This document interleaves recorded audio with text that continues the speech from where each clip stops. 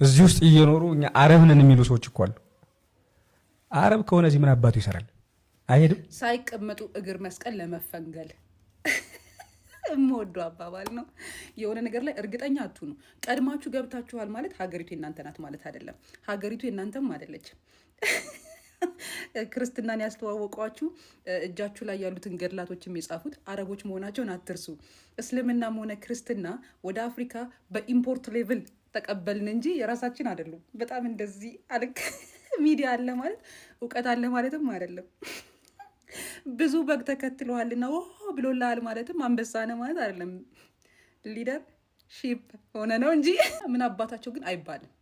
ሀገራችን ኢትዮጵያ የሃይማኖት ወረርሽኝ ተካሂዶባታል የማለት መብት አለን እኛ ህዝቦቿ። ለምን ክርስትናም ሆነ እስልምና የመጣው ከአረብ ሀገር መሆኑን መረሳት የሌለበት መሰረታዊ ጉዳይ ስለሆነ ማለት ነው።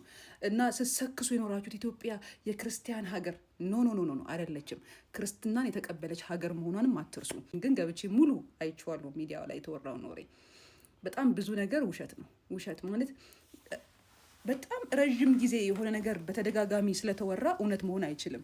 ወይም ደግሞ በጣም ብዙ ቲፎዞ አግኝቷል ማለትም ልክ ነው ማለት አይደለም። ማድረግ ያለባችሁ ስፔሻሊ ሃይማኖት ያላችሁ ሰዎች ሃይማኖታችሁ ከየት እንደመጣ እንዴት እንደመጣ እነማን እንዳመጡት ለምን እንደመጣ አወቁ።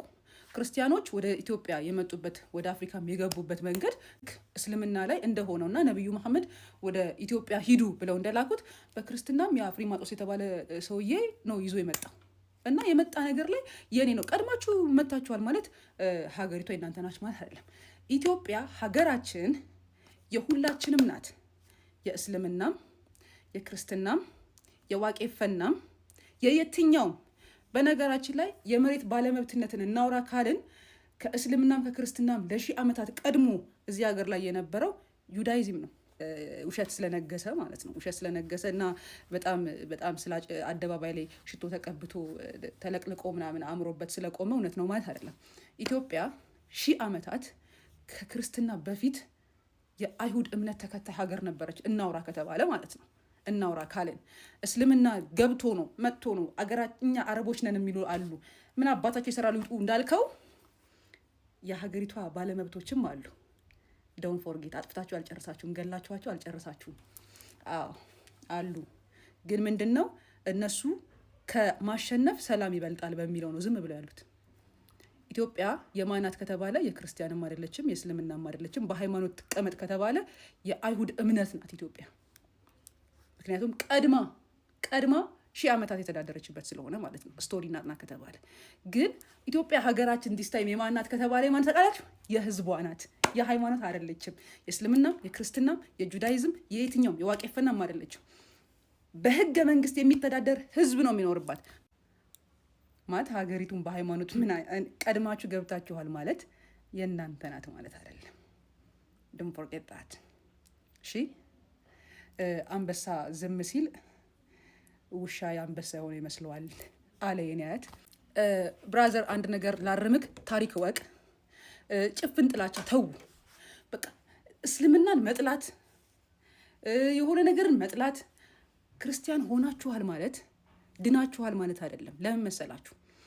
እማታቀውን ያላየከውን ፈጣሪ ወዳለው ምትል አጠገብህ ያለውን ወንድምህን ሳትወድ ማለት ነው። ውሸት ነው። ወንድምህ ደግሞ ሙስሊምም ሊሆን ይችላል፣ ዋቄፈናም ሊሆን ይችላል፣ ፓጋንም ሊሆን ይችላል። የትኛው ሃይማኖትም ላይኖረው ሊኖረው ኢትስት ምና አሁን ሰው እየመረጣችሁ እየጠላችሁ ሀገሪቷን በሃይማኖት ሌቭል እየለካችሁ ወርሺፕ የሚደረግ አምላክ ካለ እሱ እናንተ ሰራችሁት ነው። ይጓችሁ ነው። ኢጎ በመሰረቱ መተው ያለበት ነገር እዚህ ሀገር ላይ በቁም ነገር ማለት ነው የህዝብ ቁጥር ማስተዳደር የለበትም።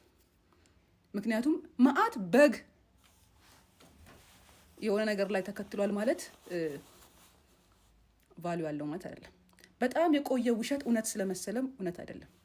ስለዚህ ብራዘር ለሰው ለሃይማኖት ለምናምን ያለህን ጥላቻ ወደ ጎን አድርገውና ሀገራችን ኢትዮጵያ የጋራ ሀገራችን ናት። በጋራ እናመልካለን፣ በጋራ እንሰግዳለን፣ በጋራ ታቦት እንሸኛለን፣ በጋራ ከእስልምና እምነት ተከታይ ወንድሞቻችን ጋር ጁምአ እናከብራለን፣ በሰላም እንኖራለን። እቺ ዩቲዩብ ላይ ለምትሰበስቧት 6000 እና 7000 ብር ብላችሁ ለመወለድ አታሽቃብጡ። ለሀቅ ኑሩ እስቲ። እስልምናም ክርስትናም ከአረብ ሀገር ነው የመጡት። አታሽቀጥ። ገድላቶቻችሁን እጃችሁ ላይ ያሉትን ገድላቶች በጠቅላላ የጻፉት አረቦች ናቸው። አምሶሪ ሀቅ ነው። ግን ውሸት ደስ አይልም። ሙስሊምም ቢሆን የተወለደው እዚህ ነው። በቃ ሀገሩ እዚህ ነው። እነሱ መካ ይሄዳሉ፣ ይሰግዳሉ። እናንተም ኢየሩሳሌም ትናፍቃላችሁ። ሁላችሁም ልባችሁ ሌላ ቦታ ነው። ሀገራችን ኢትዮጵያ ደግሞ ዜጋ ነው የሚያስፈልጋት፣ ህዝብ አይደለም። እና በቻላችሁት መጠን ተከባብራችሁ ተዋዳችሁ ኑሩ። ገንዘብ ለመስራት በጋራ ሱቅ ክፈቱ። ከንትን ሃይማኖት አትግዙ፣ ከንትን ገዝታችሁ ለንትን ጥላቻ ብቻ። በቃ ሃይማኖት መጨረሻው ከጥላቻ ውጭ ምንም ነገር የለውም ማለት ነው። የፈወስከኝ ፈጣሪ ተመስገን። እውነት እኔ የማመሰግነው ፈጣሪ እንዴት እንደፈወሰኝ። ከማንም ገዛለሁ፣ ከማንም ጋር አብሬ እኖራለሁ በሰላም። ምንም መመዘኛ የለኝም። ሃይማኖት አልመዝን፣ ብሔር አልመዝን።